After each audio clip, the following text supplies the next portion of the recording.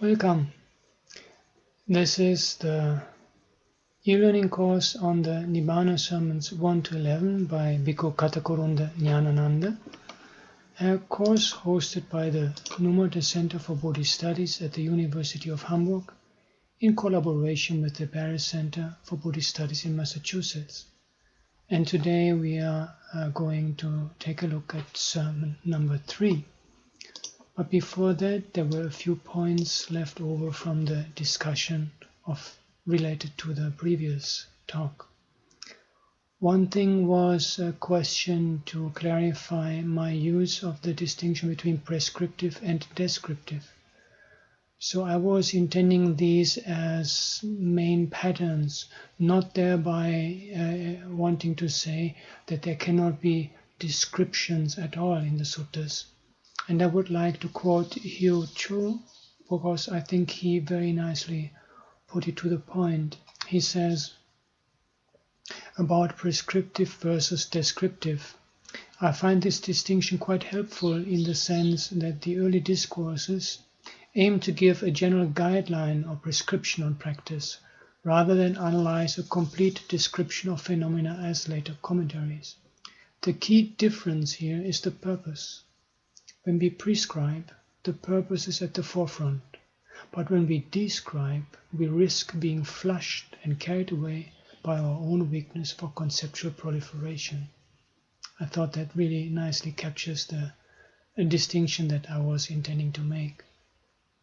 Then the imagery of the whirlpool really touched, I think, all of us.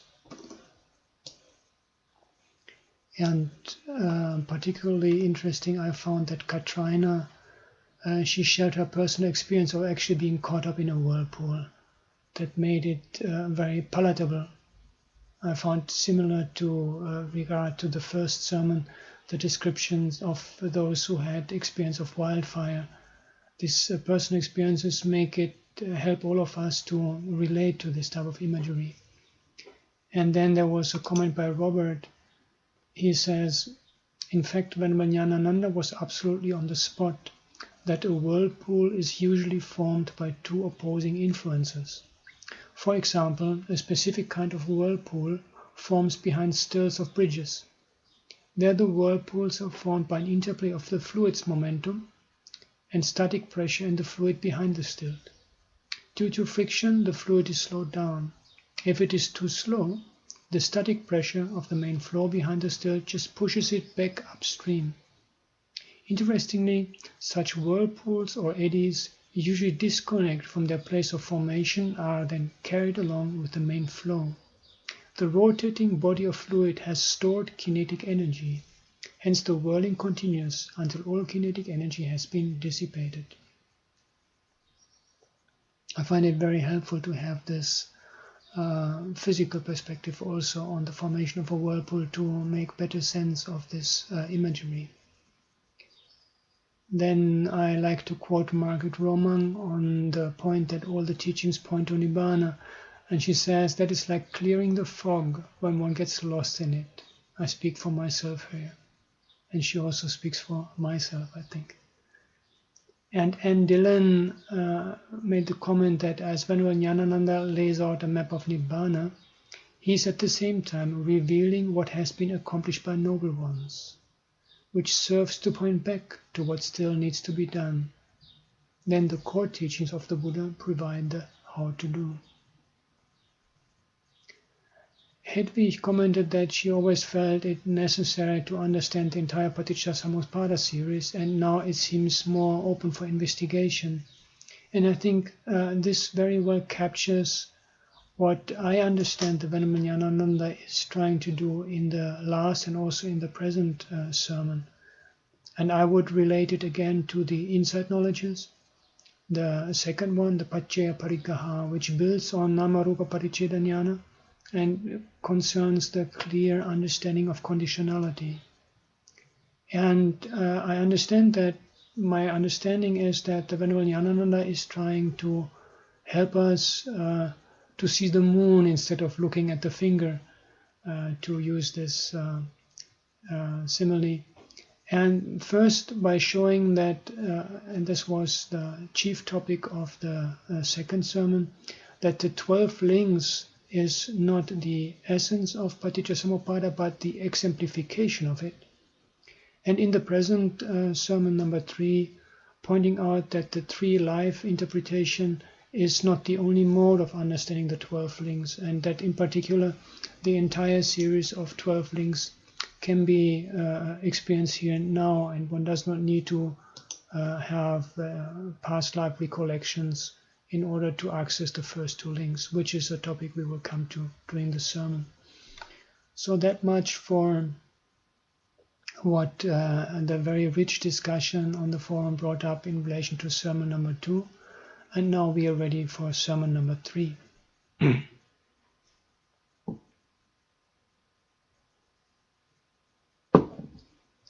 Etang santang etang panitang yadidang sabba sankhara samatho sab upari patinissango tanhakayo virago nirodho Nibbānang.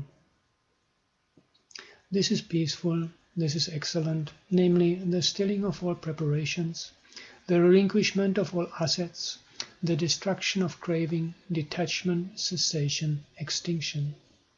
With the permission of the most venerable great preceptor and the assembly of the venerable meditative monks, today we have before us the third sermon on Nibbāna.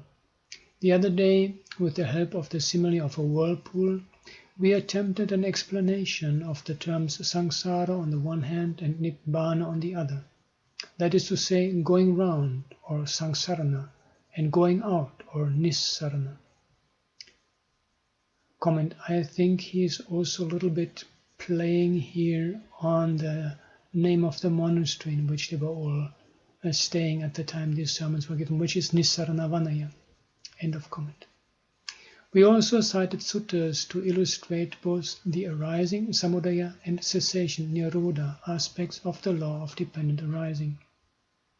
As regards this whirlpool, to show a parallel development with the links of the law of dependent arising, by way of a sustained simile, we may say that the ignorance in presuming that it is possible to go against the main stream of the three signata, impermanence, suffering, and not-self, is the place of its origin.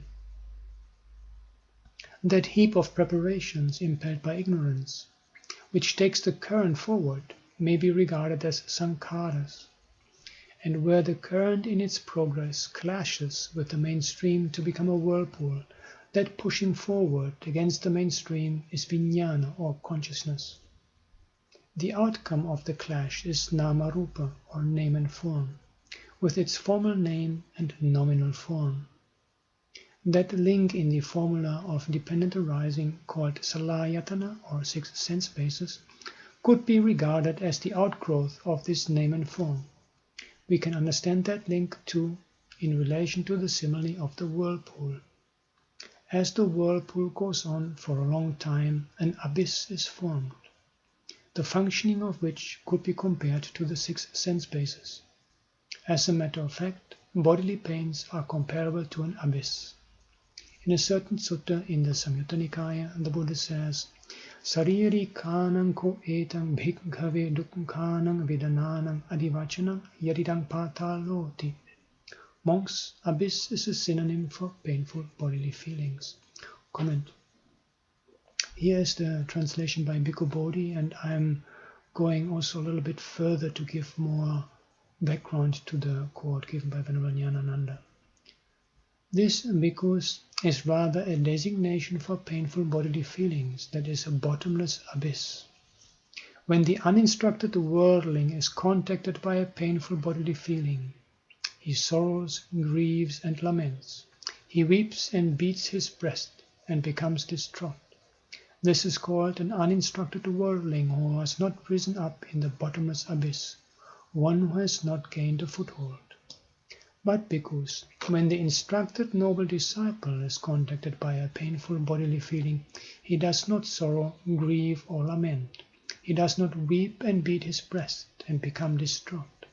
This is called an instructed noble disciple who has risen up in the bottomless abyss, one who has gained a foothold. And below I'm also giving the Chinese parallel, which makes basically the same point. And I think this highlight on painful bodily feelings as the abyss is very significant. It shows an important dimension of the early Buddhist meditative attitude of dealing with disease and pain. And the same also comes to the forefront in the Salla Sutta, which the Venerable Ñāṇananda in fact will mention soon, where we have this simile of two darts or two arrows. One of these is bodily pain, but the second one is the mental reaction. And so being hit or struck by one arrow or dart, there is no need to get into getting hit or struck by the second one, the mental reactions. And I personally found this very interesting. A few years ago, I was invited to give research and talk on the topic of healing in early Buddhism at a conference in the UK. And when I started to research, I found that all the majority of the publications that I could find on this topic had all been focusing mainly on Vinaya passages, where we have the Jivaka, the famous doctor, and his various cures. And now Jivaka was, of course, himself a Buddhist, and he also looked after the Buddha and his monks. But his cures, he learned them when he was living at his study period in Takasila. So his actual cures are not specifically Buddhist in a sense. They were just ancient Indian Ayurvedic knowledge. And so I came out with the finding that actually what this discourse here describes, the ability of the instructed noble disciple to handle bodily feeling without sorrowing, grieving, or lamenting, is a major aspect of the early Buddhist attitude towards healing. And that a particularly important tool here is mindfulness, the ability to bear pain with mindfulness, which makes a world of difference from the actual experience of pain and also the subsequent healing. And so, in a way, we could say that there is a very clear precedence in early Buddhist thought for the modern day clinical usage of mindfulness by practice such as mindfulness-based stress reduction. End of comment. When one comes to think about that statement, it would appear that the thirst of craving arises in beings in various forms of existence because of painful feeling. The Salatthena Sutta adds to this by stating that the uninstructed worldling, on being touched by painful feeling, delights in sense pleasures, because he knows no way out of painful feeling other than the sense pleasures. In the light of that statement, it seems that the abyss is the endless barrage of painful feelings. The force of attraction that arises from the abyss is like the thirst to quell those painful feelings.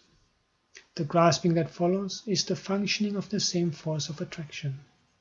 It attracts all the flotsam and jetsam around it, as things organically appropriated, upadina, to put up a show of existence, or bhava. That is, a spot that can be pointed out with the help of things, thus grasped by the whirlpool. So this whirlpool or vortex simile gives us some idea of the law of dependent arising. Comment. I just want to stress again the powerful aspect of relating this simile of the whirlpool to the abyss of painful feelings and to the degree to which much of our activities are actually motivated by avoiding painful feelings. Think of eating and drinking to avoid the pain of hunger and thirst. Think of clothing, eating, building houses to avoid the pain of the body being at the mercy of outside temperature, etc., etc., etc. End of comment. The insight into the basic principle of dependent arising is in fact regarded as the arising of the eye of Dhamma. About the stream winner, it is said that the dustless, stainless eye of Dhamma has arisen in him. The following phrase, which sums up the significance of that Dhamma eye, comes up quite often in the discourses. Yang kinchi samudaya dhammang sabbang tang nirodha dhammang. Whatever is of a nature to arise, all that is of a nature to cease. Sometimes it is briefly alluded to with a couple of terms samudaya and nirodha, as samudayo samudayo and nirodho nirodho. It is as if the experience of that insight has found expression as an exclamation, arising, arising, ceasing, ceasing. The above phrase only connects up the two aspects of that experience. It seems then that what is called the Dhamma-eye is the ability to see the Nibbānic solution in the very vortex of the samsaric problem.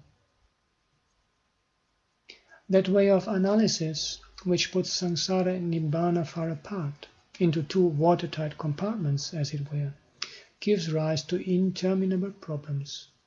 But here we see that just as much as one could realize Nibbāna by discovering the cause of suffering and following the path to its cessation, which in effect is the understanding of the Four Noble Truths, one could also put an end to this vortex by understanding its cause and applying the correct means for its cessation.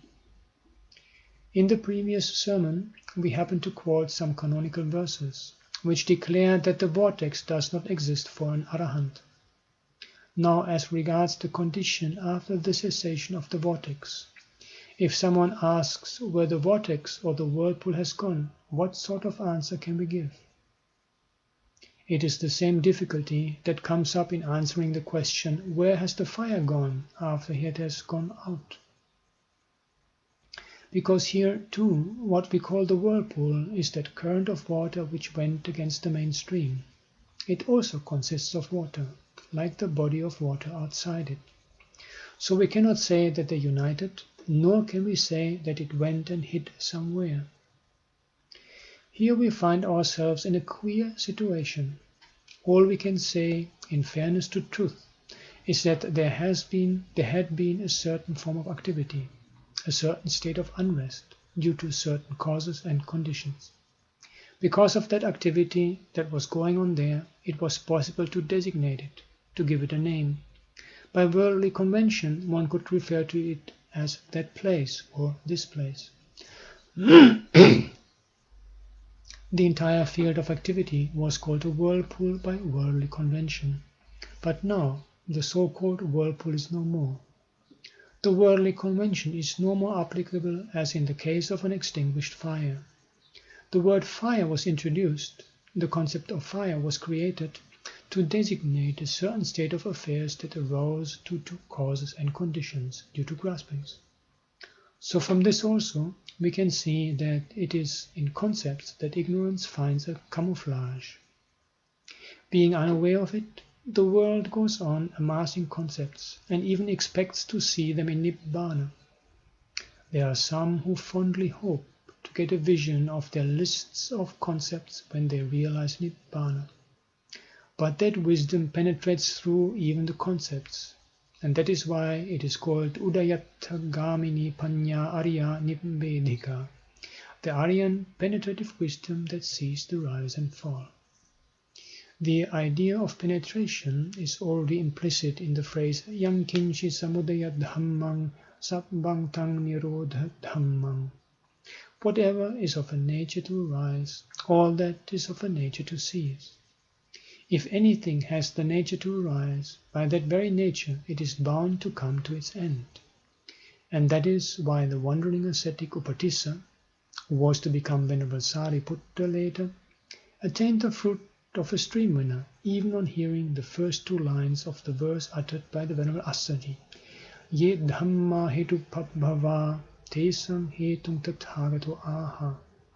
Of things that arise from a cause, their cause the Tathagata has told.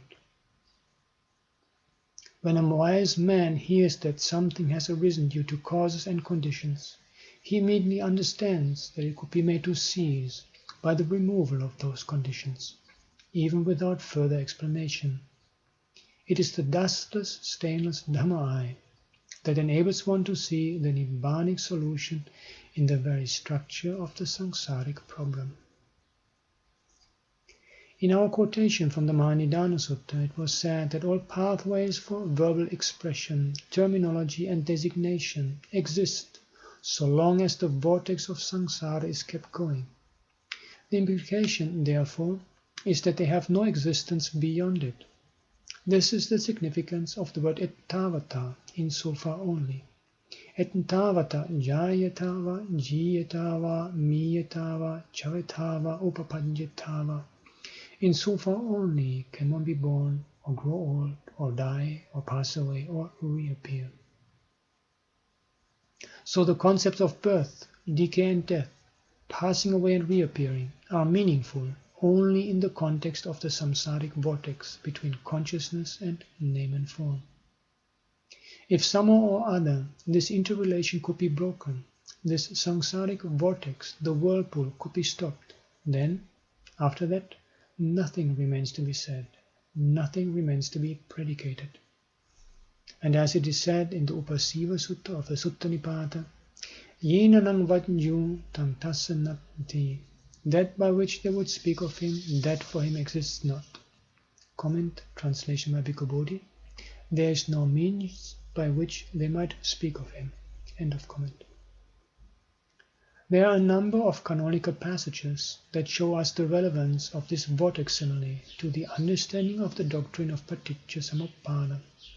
In the Mahapadana Sutta of the Digha Nikaya, we find a lengthy description of the manner in which the Bodhisattva Vipassi got an insight into Paticca Samuppada.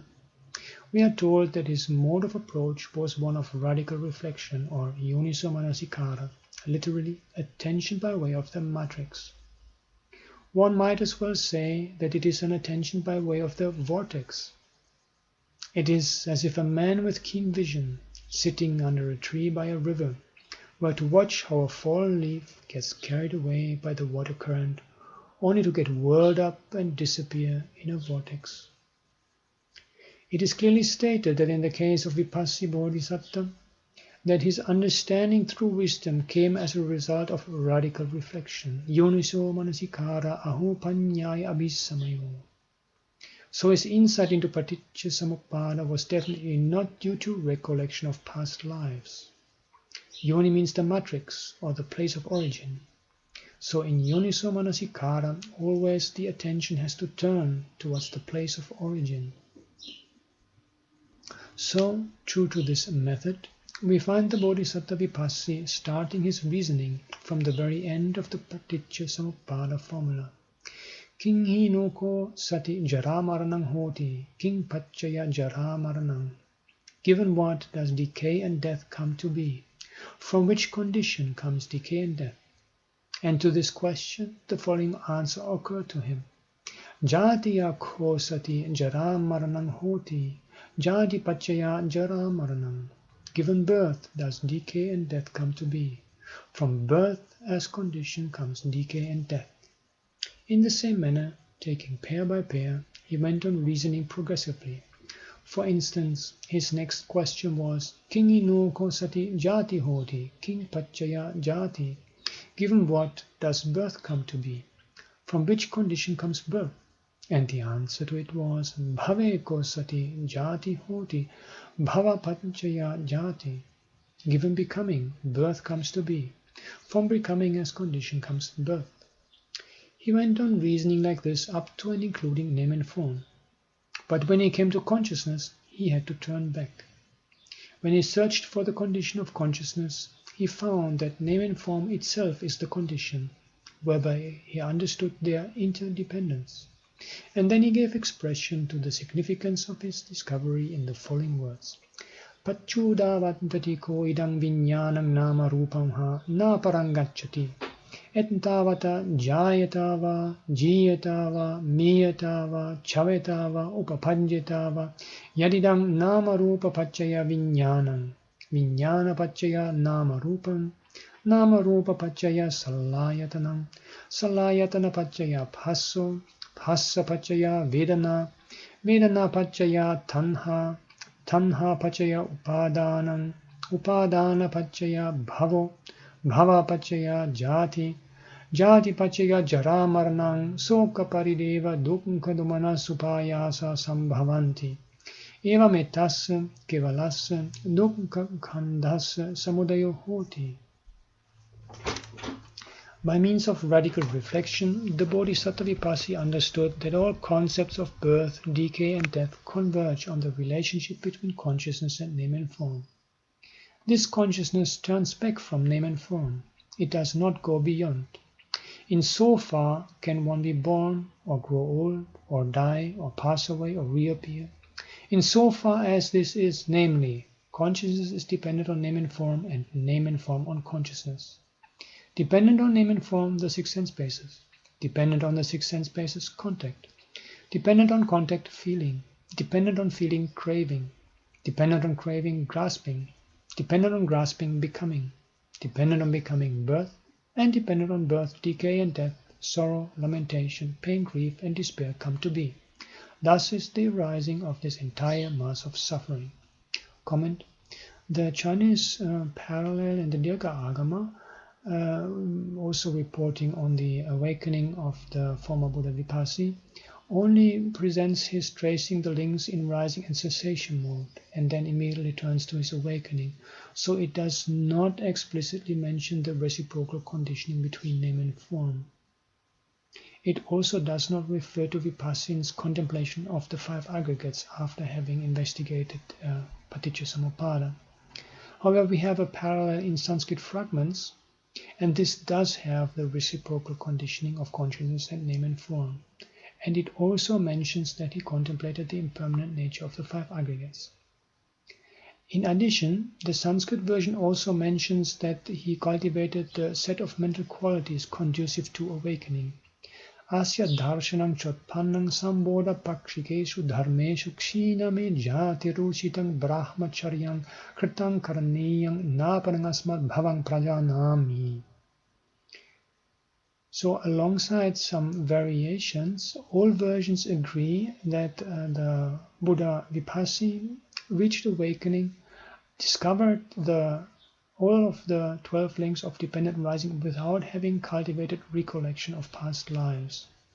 And so this underscores the point made by the Venerable Ñāṇananda that even the one who discovered the 12-link formulation of dependent rising, leave alone those who want to follow that discovery, did not have to rely on going back into a past life in order to see the first two links of ignorance and formations.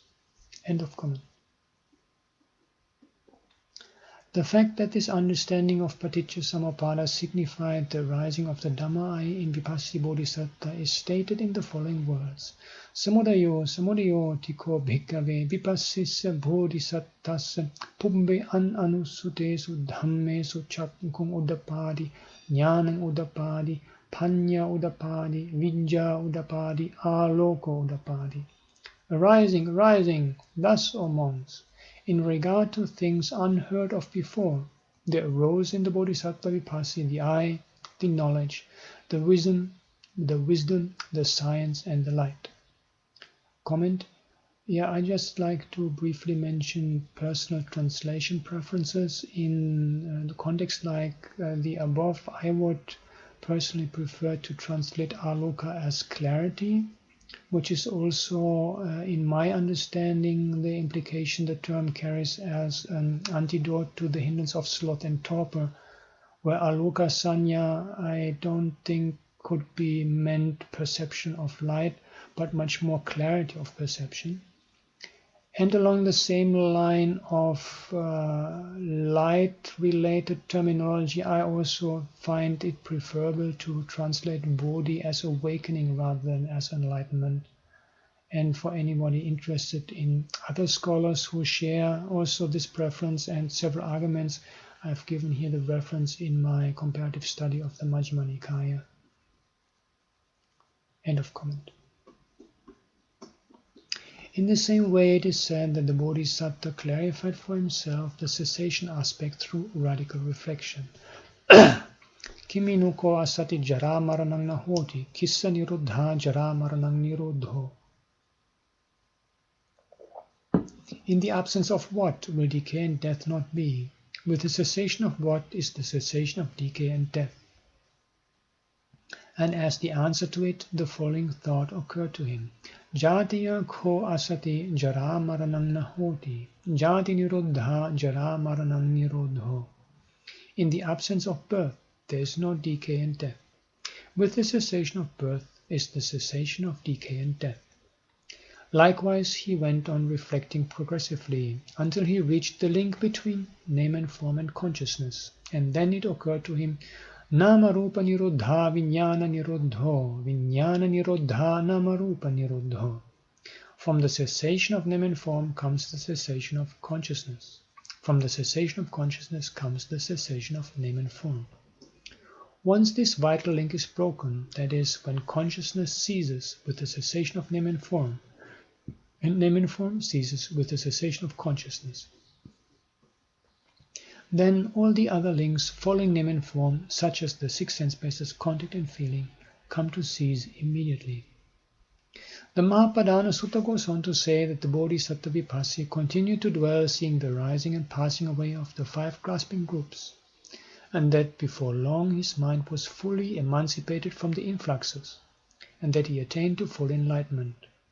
It is also said in the Sutta in this connection that the Bodhisattva followed this mode of reflection because he understood that it is the way of insight leading to awakening. Adhikato ko mhyāyam vipassana maggo buddhāya. I have found this path of insight to awakening, to enlightenment. And as we saw above, the most important point, the pivotal point in this path of insight is the relationship between name and form and consciousness. The commentary raises the question why the Bodhisattva Vipassī makes no mention of the first two links, avidya and sankhara, and gives the explanation that he could not see them as they belong to the past. But this is not the reason. The very ignorance regarding the relationship between name and form and consciousness is avidya, or ignorance. And what accounts for the continuity of this relationship is sankhara, formations, end of comment. It is because of these preparations that the vertical interplay between consciousness and name and form is kept going. Simply because the first two links are not mentioned in the sutta, the commentators give the explanation that they belong to the past. But it should be clear that the Bodhisattva Vipassī could not have aroused the Dhamma-eye without those two links. Why they are not specially mentioned here is because they are in the background.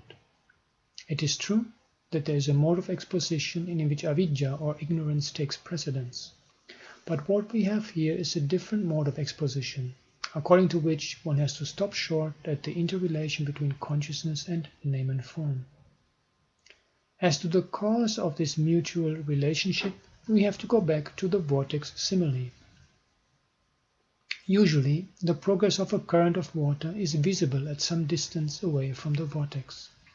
In this case, the current of water forgets its own impermanent, suffering and not-self nature, and goes ahead in search of a permanent, pleasurable and self-nature, and this itself is avidya or ignorance. This very tendency of the narrow water current to push on against the main body of water is itself what is called consciousness. Similarly, in the context of the samsaric individual, what forms the background for the interplay between consciousness and name and form is the non-understanding that the net result of the interplay is suffering, that it only leads to suffering. In other words, it is the tendency to go ahead in search of a state of permanence, pleasure and self, ignoring the three characteristics of impermanence, suffering and not-self. The heap of preparations or efforts arising out of that tendency are the sankharas. It is on these very preparations or efforts that consciousness depends, and then we have name and form existing in relation to it. On the side of name and form, or beyond it, we have all the other links of the Paticca-samuppada. So in this way we can form a mental picture of the formula of Paticca-samuppada by some sort of a pictorial explanation. It seems then that this discourse is further proof of the statements found in the Nibbāna Sutta. There is yet another discourse, one preached by Venerable Sariputta, which supports our conclusions. It is found in the Nidāna Samyutta of the Samyutta Nikāya. There Venerable Sariputta brings out a simile that is even simpler than the vortex simile. He compares consciousness and name and form to two bundles of reeds. When two bundles of reeds stand, one supporting the other, if one of those is drawn out, the other would fall down. And if the latter is drawn out, the former will fall down. Ekang akadheya eka papateya, aparanchi akadheya apara papateya. The mutual interrelation between consciousness and name and form is like that of two bundles of reeds, mutually supporting each other. Having given this simile, Venerable Sariputta goes on to mention the other links of the Paticca Samuppada formula, as in the case of the Bodhisattva Vipassi's insight. It runs, dependent on name and form, the six sense bases. Dependent on the six sense bases, contact. Dependent on contact, feelings, and so on. And then the cessation aspect of these links is also given. By way of illustration, let us suppose that the consciousness bundle of reeds is standing on the left side, and the name and form bundle is on the right. Then we have a number of other bundles, such as the six sense bases, contact, and feeling, all leaning on to the name and form bundle of reeds. These are all dependent on the name and form bundle. Now, as soon as the consciousness bundle is drawn out, all the others on the right side fall down immediately. There is no interval. True to the qualities of the Dhamma, summed up in the terms Sandittika, Akalika, and Ehipassika, that is, to be seen here and now, not involving time and inviting one to come and see, the entire mass of samsaric suffering ceases immediately.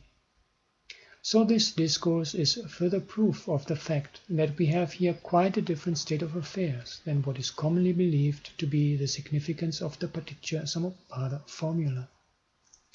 That is why we have pointed out that the concepts of birth, decay and death are of the nature of fading away. That is also why decay and death have been described as impermanent, made up, dependently arisen, of a nature to wither away, pass away, fade away, and cease. Aniccham, Sankhatam, Paticca Samuppannam, Kaya Dhammam, Vaya Dhammam, Viraga Dhammam, Nirodha Dhammam. When one comes to think of it, one may find it difficult to understand why decay and death are called impermanent and withering or decaying. But the reason is that all concepts, insofar as they are leaning on to the name and form bundle, have to fall down when the opposite bundle of reeds is drawn out. That is to say, that the entire mass of samsaric suffering ceases immediately, and the whirlpool of samsara comes to an end. This then seems to be the most plausible conclusion. According to the interpretation we have adopted in the Mahahatti Padopama Sutta of the Majjhima Nikaya, Venerable Sariputta brings out as a quotation a certain statement of the Buddha on Paticca Samuppada. It runs, Yo Paticca Samuppadang Passati, so Dhammang Passati. Yo Dhammang Passati, so Paticca Samuppadang Passati. He who sees the law of dependent arising sees the Dhamma. He who sees the Dhamma sees the law of dependent arising. Comment. I have just added the Chinese parallel which makes the same statement. End of comment. This shows that the quintessence of the Dhamma is in fact the law of dependent arising itself.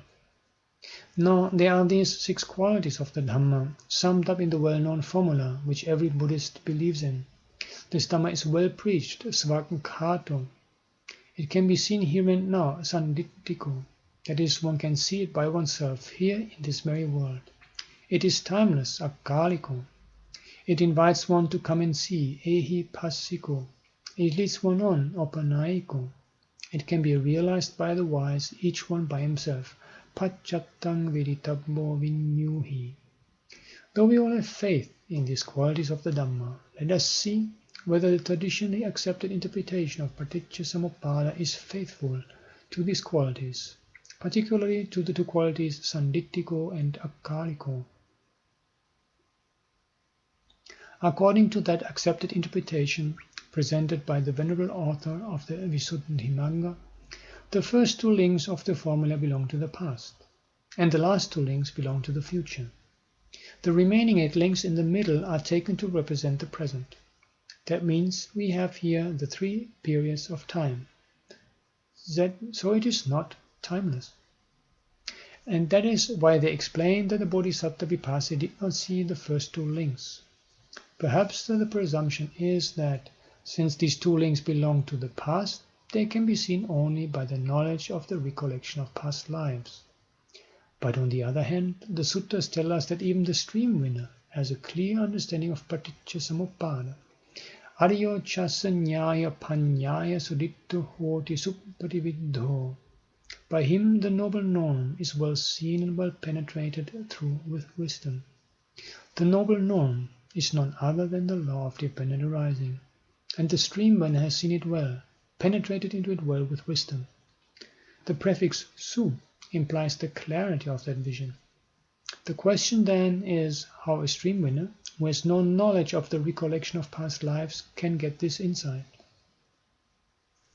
Whatever it may be, the accepted interpretation, as already mentioned, puts the first 2 links into the past. That is to say, ignorance and preparations are referred to the past. Birth, decay and death are referred to the future. The 8 links in between are explained with reference to the present. Thus the formula is divided into 3 periods.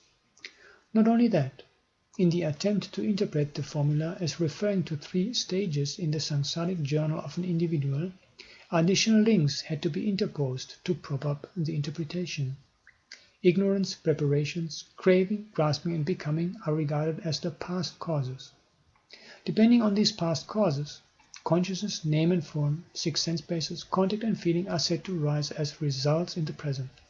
And again, with ignorance, preparations, craving, grasping and becoming as present causes, consciousness, name and form, 6 sense bases, contact and feeling rise as results in the future. This kind of interpretation is also advanced. But this interpretation in terms of pentas violates the interrelatedness between the 12 links in the formula. We have already drawn attention to the fact of interrelation between the 2 links in each pair. In fact, that itself has to be taken as the law of dependent arising. That is, the basic principle itself. Because of one, the other arises. With its cessation, the other ceases. There is this mode of analysis, but then it is disrupted by the attempt to smuggle in additional links into the formula. Furthermore, according to this accepted commentary exegesis,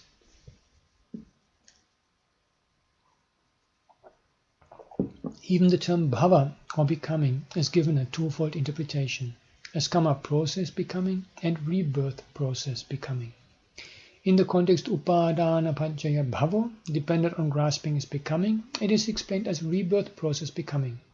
While in the case of the other context, bhava paccaya jati, dependent on becoming is birth, it is taken to mean karma process becoming. So the same term is explained in 2 ways. Similarly, the term jati, which generally means birth, is said to imply rebirth in the context of the formula of dependent arising. There are many such weak points in the accepted interpretation. Quite a number of authoritative modern scholars have pointed this out.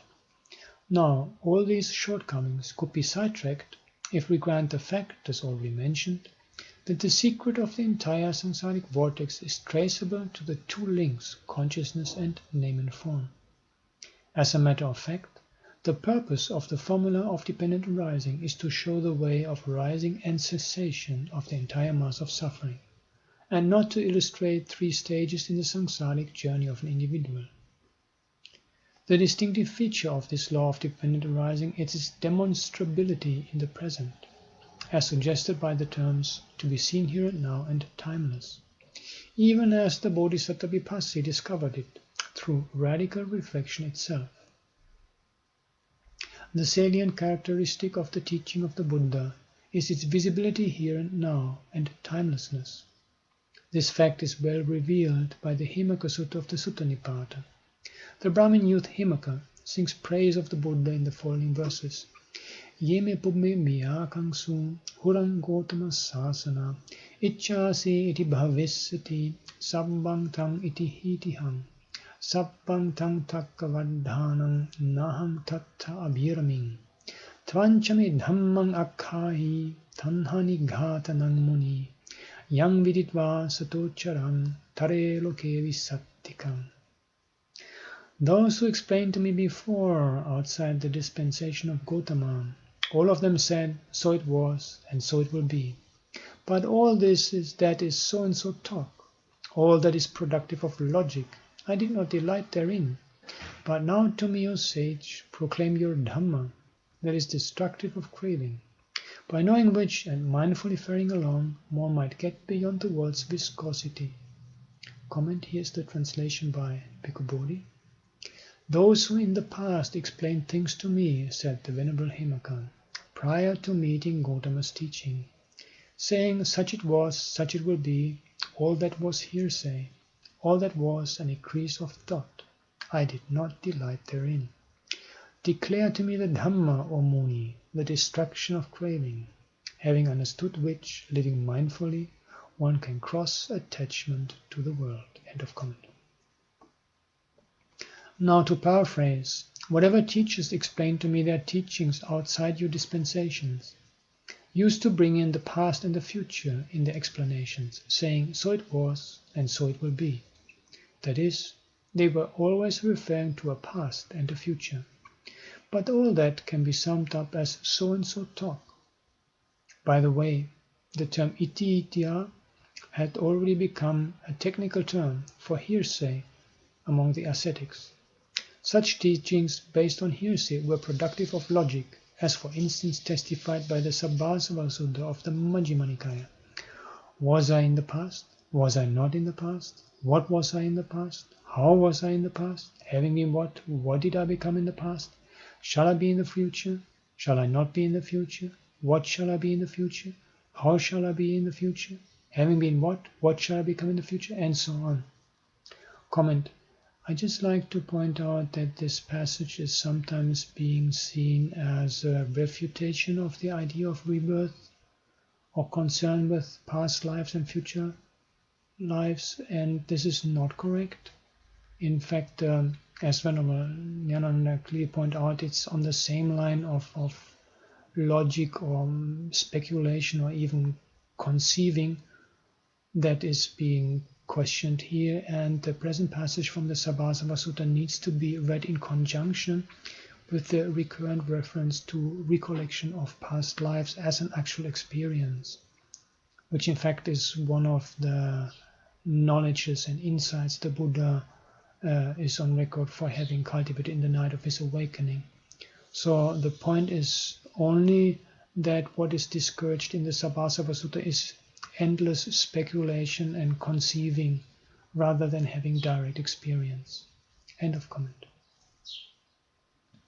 But I was not pleased with such teachings, says Hemaka. It is only you, O sage, who teaches the Dhamma that destroys the craving in the present, understanding which and mindfully following it accordingly, one could go beyond the sticky craving in the world. Hemaka's praise of the Buddha was inspired by this most distinctive feature in the Dhamma. We have already stated that by Dhamma is meant the law of dependent arising. This is further proof that the basic principle underlying the formula of dependent arising could be traced to the constant relationship between consciousness and name and form, already present in one's mental continuum, without running into the past or leaping towards the future. We know that, in order to ascertain whether a banana trunk is pithless, it is not necessary to go on removing its bark layer after layer from top to bottom. We only have to take a sharp sword and cut the trunk in the middle, so that the cross-section will reveal to us its pithless nature. Similarly, if we cut in the middle the banana trunk of preparations with the sharp sword of wisdom, panyamayang tikkinam smasmin gahitva, its internal structure, as revealed by the cross-section, will convince us of the essenceless nature of the group of preparations. Whatever existence there was in the past, that too had the same essenceless nature, and whatever existence there will be in the future, that will have this same essenceless. And I see it now, in my own mental continuum, as something visible here and now, not involving time. It is with such a conviction that the noble disciple utters the words, arising, arising, cessation, cessation. That is how he arrives at the realization summed up in the phrase, Yang kinchi samudaya dhammang sabbang tang nirodha dhammang. Whatever is of the nature to arise, all that is of the nature to cease. All this goes to show that the accepted interpretation has certain shortcomings. To take up another simile, we have already alluded to the fact that the Buddha has been compared to a physician. Though this might well sound a modernism, we may say that the specialist doctor today needs only a drop of blood or blood tissue for a full diagnosis of a patient's disease. When seen under the microscope, that blood tissue reveals the pathological condition of the patient. Even the patient himself could be invited to see for himself the result of the blood test. Once the disease has been cured, the doctor could invite the patient again to undergo a blood test if he likes to assure himself of the fact that that disease has been effectively treated. The Buddha's teaching has a similar here, now, and timeless quality. What is noteworthy is that this quality is found in the law of dependent arising. Then there's another question that crops up out of this traditional interpretation of the formula of dependent arising. That is, the reason why the two links, ignorance and preparations, are referred to the past. In some discourses, like the Nibbāna Sutta, there's a discussion about the descent of consciousness into a mother's womb. Simply because there is such a discussion, one might think that the law of dependent arising has reference to a period beyond one's conception in a mother's womb. But if we carefully examine the trend of this discussion and analyze its purpose, such a conclusion will appear to be groundless. The point which the Buddha was trying to drive home into Venerable Ananda by his catechism is that the constant interrelation that exists between consciousness and name and form is present even during one's life in the mother's womb. This catechism can be analyzed into 4 parts. The first question is Viññānam vahi ānanda mātu kuchisming na opkamissatha Apinukho nama rupang mātu kuchisming sammuchisatha. And Venerable Ananda's answer is No hetang bhante. If, Ananda, consciousness were not to descend into a mother's womb, would name and form remain there? It would not. Comment. Here's the translation by Bhikkhu Bodhi. If consciousness were not to descend into the mother's womb, would name and form take shape in the womb? End of comment.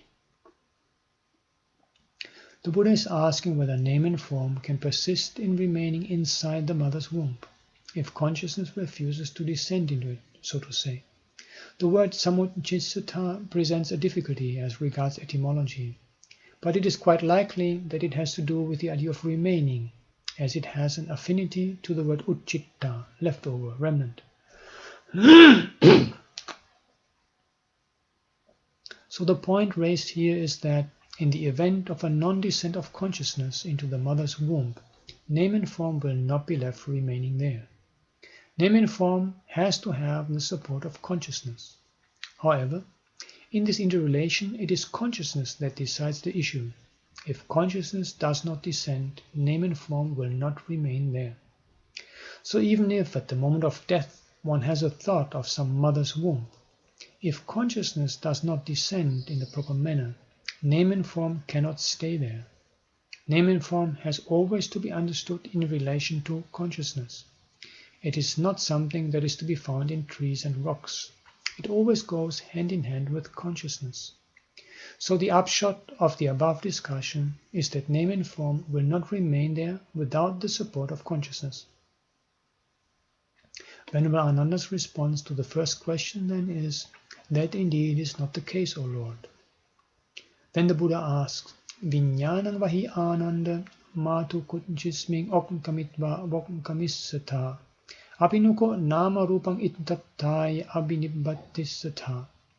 If, Ananda, consciousness, having descended into the mother's womb, were to slip out of it, would name and form be born into this state of existence? Venerable Ananda's reply to it is again, that indeed is not the case, Lord. Comment, translation by Bhikkhu Bodhi. If, after descending into the womb, consciousness were to depart, would name and form be generated into this state of being? End of comment. Now the question is, Ananda, if for some reason or other, consciousness, having descended into the mother's womb, slips out of it, will name and form secure birth as a thisness or ittata? We have mentioned above that ittata is a term with some special significance. That is, how a there becomes a here, when a person takes birth in a particular form of existence. In short, what it implies is that the person comes to be born. In other words, if consciousness, having descended into the mother's womb, slips out of it, that name and form will not mature into a thisness and be born into a thisness. There is no possibility of the thisness coming into being. For there to be a thisness, both consciousness and name and form must be there. We can understand then why Venerable Ananda replied in the negative. The next question the Buddha puts is this: Viññāṇaṁ vahi ānanda dharas eva sato vachijjisatha kumarakasava kumarikayava apinuko nama rupam buddhing virulhing vipullang apajjisatha. If Ananda, the consciousness of a boy or a girl, were cut off, when he or she is still young, will name and form come to growth and maturity? To that question too, Venerable Ananda replies, that indeed is not the case, Lord. Comment, translation by Bhikkhu Bodhi. If the consciousness of a young boy or girl were to be cut off, would name and form grow up, develop, and reach maturity? End of comment. Now the preliminary questions have been correctly answered. The Buddha then comes out with the following conclusion, since the necessary premises are complete. Tasmatiha Ananda eseva hetu etang niddānaṁ esa samudayo esa paccaya nama rupassa yadidang viññānaṁ. Therefore, Ananda, this itself is the cause. This is the reason, origin, and condition for name and form, namely consciousness. Comment, translation by Bhikkhu Bodhi. Therefore, Ananda, this is the cause, source, origin, and condition for name and form, namely consciousness. End of comment. What is emphasized here is the importance of consciousness. Out of the two, namely consciousness and name and form, what carries more weight with it is consciousness, even if there be a trace of name and form. What the above questionnaire makes clear is that name and form arises in a mother's womb because of consciousness. But that name and form will not remain there if consciousness does not properly descend into the womb. Also, if consciousness after its descent were to slip out, name and form will not reach the state of a thisness. So much so that, even after one's birth as a boy or girl, if consciousness gets cut off in some way or other, name and form will not reach growth and maturity. So from all this, it is clear that consciousness is an essential condition for there to be name and form. Then the Buddha introduces the fourth step. Viññāṇaṁ vahi ānanda nama rupe patittang na labhisata apinukho ayating jati jara maranang dukkha samudaya sambhavo panyayatha. If Ananda, consciousness were not to find footing or get established in name and form, would there be an arising or origin of birth, decay, death, and suffering in the future? No, indeed, Lord, says Venerable Ananda. Comment, translation by Bhikkhu Bodhi. If consciousness were not to get a footing in name and form, would an origination of the mass of suffering, of future birth, aging, and death be discerned? End of comment. Now this fourth point is extremely important. What it implies is that though the aforesaid is the normal state of affairs in samsara, if for some reason or other consciousness does not get established on name and form, if at all such a contrivance were possible, there will not be any samsaric suffering again, and this position too Venerable Ananda grants. So from this discussion too, it is obvious that simply because there is a reference to a mother's womb in it, we cannot conclude that ignorance and preparations are past causes. It only highlights the mutual relationship between consciousness and name and form. Now, the question that comes up next is, how does consciousness not get established on name and form? In what respects does it not get established, and how? The consciousness of a samsaric individual is always an established consciousness. It is in the nature of this consciousness to find a footing on name and form. These two go together. That is why in the Sampasadaniya Sutta of the Digha Nikaya it is mentioned in the discussion on the attainments to vision, Dassana Samapatti, that the person with such an attainment sees a man's stream of consciousness that is not cut off on either side, established in this world and in the next. Purisassa cha viññāna sotam pajanati ubhayato abbochinnam idhaloke patittitancha paraloke patittitancha. What is implied here is the established nature of consciousness. The consciousness of a samsaric individual is established both in this world and in the next. Another attainment of vision mentioned in the sutta concerns the seeing of a man's stream of consciousness not cut off on either side and not established in this world or in the next. And that is a reference to the consciousness of an arahant. So an arahant's consciousness is an unestablished consciousness, whereas the consciousness of the samsaric individual is an established consciousness. That is precisely why in the Sagataka of the Samyutta Nikaya and in the Saratapakasini, where the episode of Venerable Godika's suicide is mentioned, it is said that, though he cut his own neck intending to commit suicide, he was able to attain Parinibbāna as an arahant by radically attending to the deadly pain. But Mara took him to be an ordinary person and hovered around in search of his consciousness, in vain. The Buddha, on the other hand, declared that Venerable Godika passed away with an unestablished consciousness. Appatittitena cha bhikkave viññānena godhiko kulaputto parinibbuto. Amongst their clansmen, Godika passed away with an unestablished consciousness. Comment, translation by Bhikkhu Bodhi. However, bhikkhus, with consciousness unestablished, the clansman Godika has attained final Nibbāna. End of comment. The consciousness of an ordinary samsaric individual is always established. The above-mentioned relationship is always there. Because of this, we can say that there is always a knot in the consciousness of the samsaric individual. For him, this world and the next world are tied together in a knot. In this case, what is needed is only the untying of the knot. There is no need of a fresh tying up, as the knot is already there. But the term patisandhi viññāna, or rebirth-linking consciousness, is now so widely used that we cannot help making use of it even in relating a Jataka story. The idea is that after the death consciousness, there occurs a rebirth-linking consciousness. However, some scholars even raise the question why a term considered so important is not to be found in the discourses.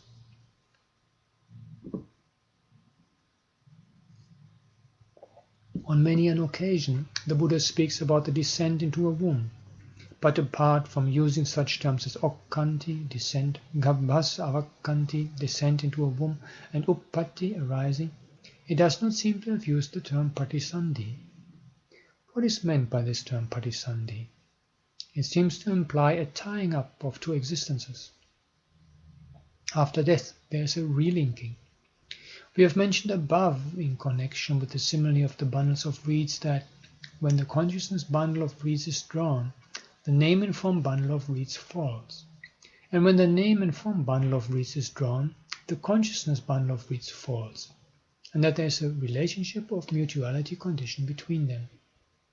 The question then is, why a tying up is brought in, while granting the relationship by mutuality condition?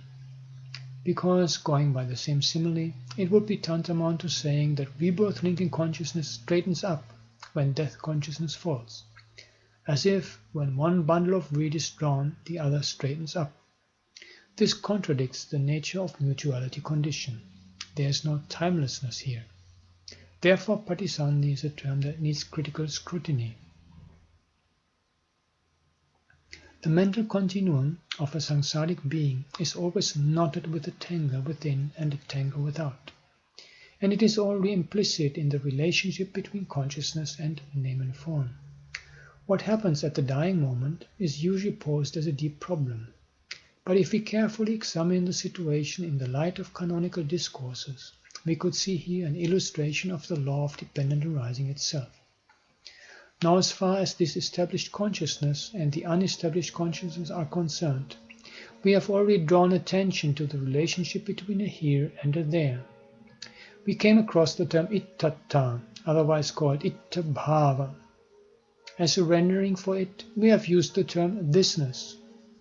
And then we have already pointed out that this ittabhava or thisness goes hand in hand with anyata bhava or otherwiseness. That is to say, wherever a thisness arises, wherever a concept of a something arises, as a rule, that itself is the setting in of transformation or change. Thisness and otherwiseness are therefore to be found in a pairwise combination. Wherever there is a thisness, there itself is an otherwiseness. So in this way, because of the fact that due to this thisness itself, wherever thisness arises, otherwiseness arises, together with it, wherever there is a there, there's always a here.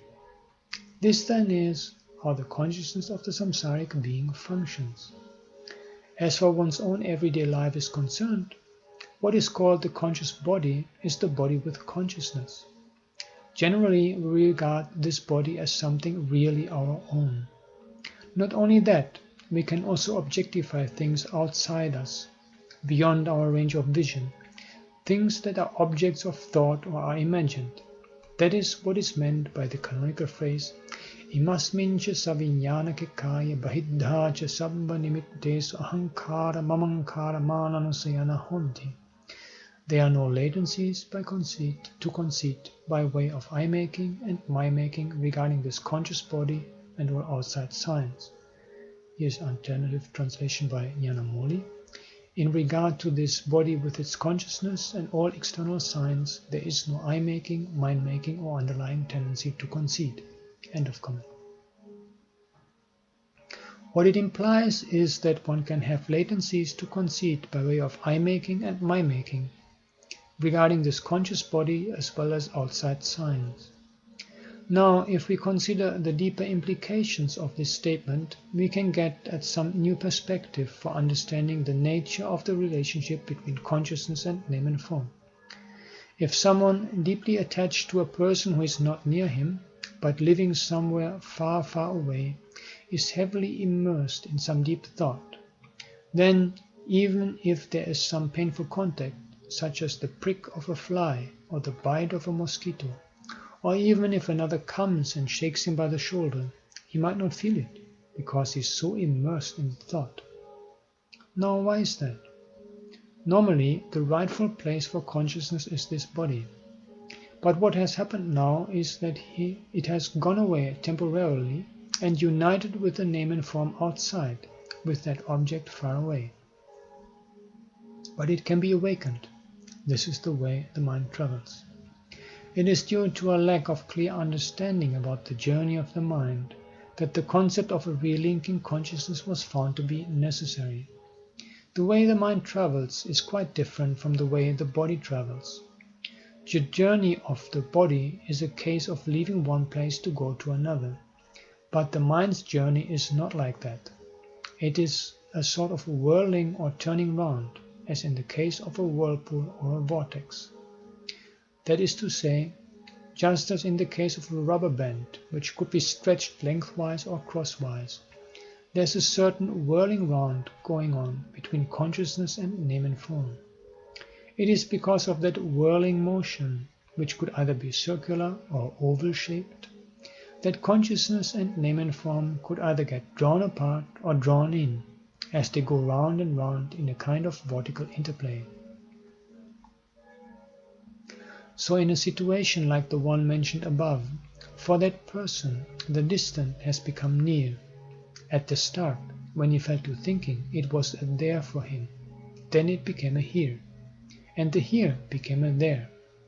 This brings out, in a subtle way, the relevance of these concepts to the question of understanding such teachings as the law of dependent arising. Concepts of a here and a there are in a way relative. They presuppose each other.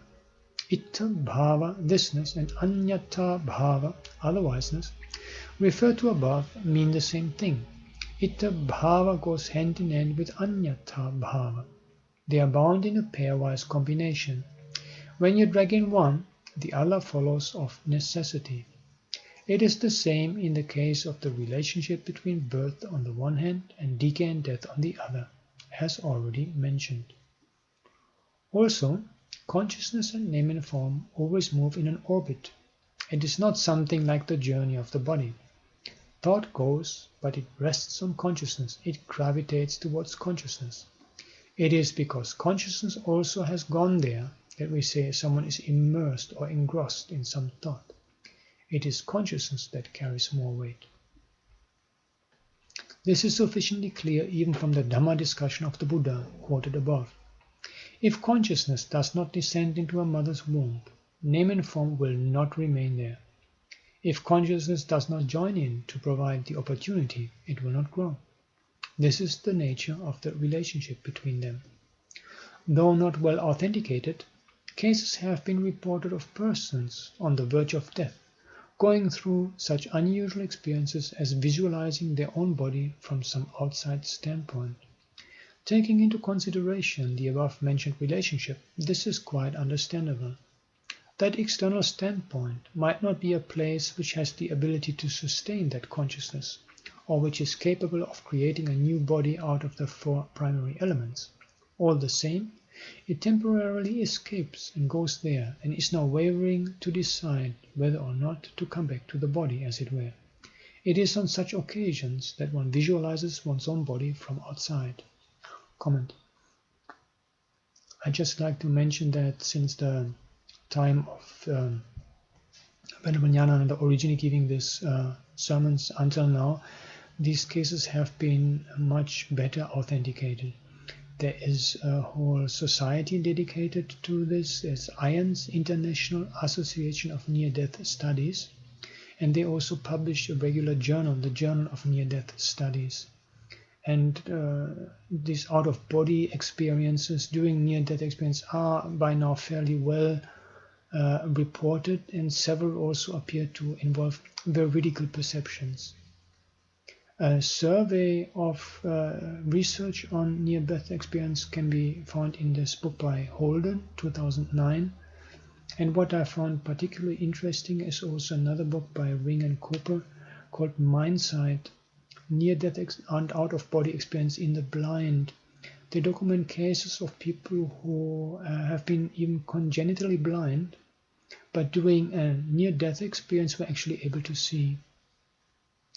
And to put in something a little bit more related to Buddhist canonical descriptions, in a paper that I will make available on the forum entitled Levitation in Early Buddhism, I have argued that the same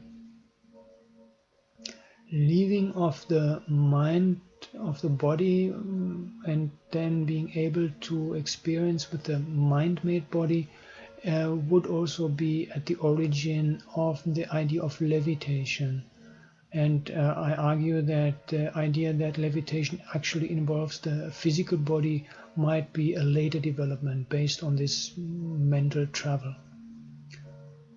But so much just for additional information and in the hope of not taking us too far away from the main topic of this sermon. End of comment. So here we have the norm of the mind's behavior. Seen this way, there is no need for a fresh tying up or relinking, because it is the same vortex that is going on all the time. In the context of this samsaric vortex, the there becomes a here, and a here becomes a there. The distant becomes a near, and a near becomes a distant. It is owing to this state of affairs that the consciousness of the samsaric individual is said to be always established. There is a certain twin character about it. Whenever consciousness leaves this body for good, It goes and rests on a name and form object which it had already taken up. In other words, this is why the Buddha did not find it necessary to coin a new term to express the idea of conception in some mother's womb. Consciousness has as its object name and form. It is precisely because of consciousness that one can speak of it as a name and form. It is like the shadow that falls on consciousness. Name and form is like an image. Now, in taking a photograph, there is a similar turn of events. Even if one does not pose for the photograph with so much makeup, even if one turns one's back to the camera, at least the shade of his shape will be photographed as an image, if not his form. Similarly, in the case of the samsaric individual, even if he does not entertain an intention or thought construct, if he has at least the latency, anusaya, that is enough for him to be reborn in some form of existence or other.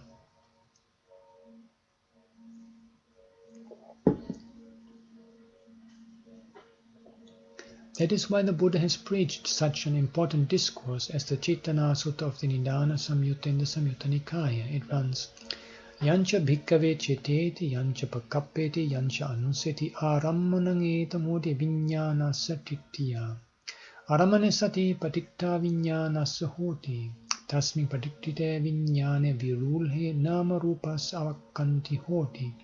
Nama rupa pañcaya salayatanam, salayatana pañcaya bhassu, bhassa pañcaya vedana, vedana pañcaya tanha, tanha pañcaya upadanam, upadana pañcaya bhavo, bhava pañcaya jati, jati pañcaya jaramaranam, sukha parideva dukkha damana supayasa sambhavanti.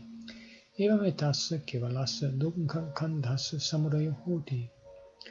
Monks, whatever one intends, whatever one mentally constructs, whatever lies latent, that becomes an object for the stationing of consciousness. There being an object, there comes to be an establishment of consciousness. When that consciousness is established and grown, there is the descent of name and form. Dependent on name and form, the six sense spaces come to be. Dependent on the six sense spaces arises contact. Dependent on contact arises feeling. Dependent on feeling, craving. Dependent on craving, grasping. Dependent on grasping, becoming. Dependent on becoming, birth. Dependent on birth, decay and death, sorrow, lamentation, pain, grief and despair come to be. Such is the rising of this entire mass of suffering. Then comes the second instance. Comment just offered the alternative translation by Bhikkhu Bodhi. Because what one intends and what one plans and whatever one has a tendency towards, this becomes a basis for the maintenance of consciousness. When there's a basis, there's a support for the establishing of consciousness. When consciousness is established and has come to growth, there's a descent of name and form. With name and form as condition, the six sense bases come to be. With the six sense bases as condition, contact. With contact as condition, feeling, craving, clinging, existence, birth. With birth as a condition, aging and death, sorrow, lamentation, pain, displeasure and despair come to be. Such is the origin of this whole mass of suffering. End of comment. Noce bhikkhave ceteti, noce pakappeti, attacha anuseti. Arammanang etang hoti viññānassa tittiya. Arammana sati patitta viññānassa hoti. Tasmin patitte viññāne virule nama rupassa avakkanti hoti. Nama rupa paccaya salayatanam, salayatana paccaya bhassu, bhassa paccaya vedana, vedana paccaya tanha, tanha paccaya upadanam, upadana paccaya bhavo, bhava paccaya jati, jati paccaya jaramaranam, sukha parideva dukkha damana supayasa sambhavanti. Evametasya kevalasa dukkha khandhasya samudayo hoti. Monks, even if one does not intend or construct mentally but has a latency, that becomes an object for the stationing of consciousness. There being an object, there comes to be the establishment of consciousness. When that consciousness is established and grown, there is the descent of name and form. Dependent on name and form, the six sense bases come to be. Dependent on the six sense bases arises contact, and dependent on contact, feeling. Dependent on feeling, craving. Dependent on craving, grasping. Dependent on grasping, becoming. dependent on becoming, birth, dependent on birth, decay and death, sorrow, lamentation, pain, grief, and despair come to be. Such is the rising of this entire mass of suffering. Comment, translation by Bhikkhu Bodhi. If, because one does not intend and one does not plan, but one still has a tendency towards something, this becomes a basis for the maintenance of consciousness. When there's a basis, there's a support for the establishing of consciousness. When consciousness is established and has come to growth, there is a descent of name and form. With name and form as condition, the six sense bases come to be. Such is the origin of this whole mass of suffering. End of comment. The significance of this second paragraph is that it speaks of a person who, at the time of death, has no intentions or thought constructs as such, but he has the latency.